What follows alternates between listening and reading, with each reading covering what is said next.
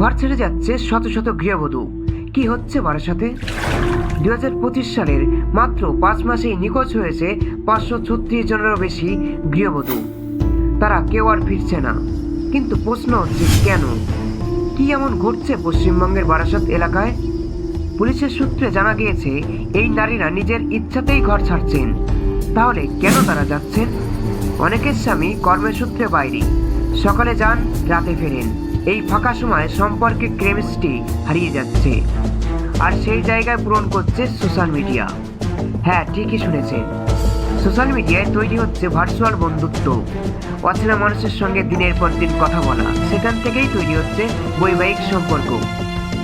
চিরদিনের মতন বদলে যাচ্ছে। এই প্রসঙ্গে বারাসাত অঞ্চলের চেয়ারম্যান অশ্বিনী মুখোপাধ্যায় জানিয়েছেন যে এই প্রবণতা সমাজের পরিকাঠামোকে ভাঙছে, পরিবারের সামাজিক সম্মান নষ্ট হচ্ছে।